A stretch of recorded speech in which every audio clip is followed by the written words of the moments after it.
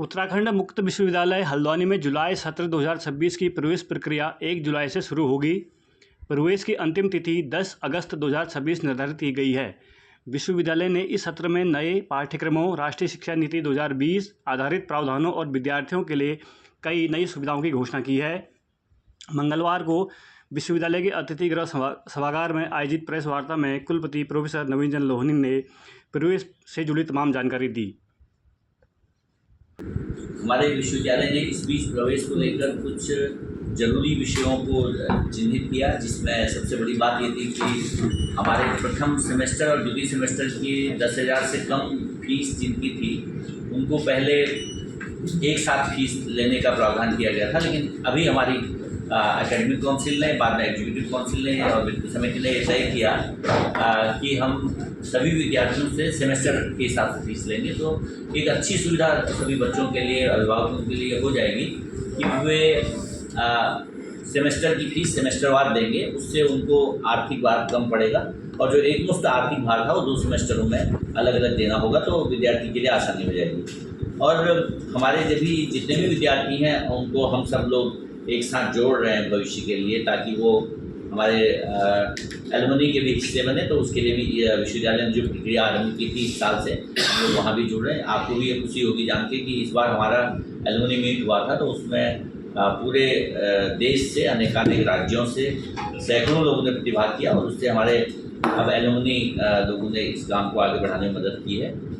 हमारे 2 नए पाठ्यक्रम इस साल आ रहे हैं। एक तो भगवत गीता स्टडी पर सर्टिफिकेट पाठ्यक्रम और एक मानवाधिकार पर सर्टिफिकेट पाठ्यक्रम। ये दोनों की सूचना हम लोगों ने इसमें आपको सूचित की है, जो हम लिखित डॉक्यूमेंट आपको दे रहे हैं। इसके अलावा जो भी प्रवेश प्रक्रिया के क्रम हैं उनमें सारे काम चल रहे हैं हमारे। जहाँ टेस्ट बेस होंगे वो टेस्ट कराए जाएंगे और इसके अलावा जो भी आगामी हमारे शिक्षण केंद्र हैं उनको भी हम लोग विकसित करने में लगे हैं। आपको ध्यान होगा कि पिछले वर्ष से इस वर्ष तक लगभग 15 नए शिक्षण केंद्र बने हैं हमारे।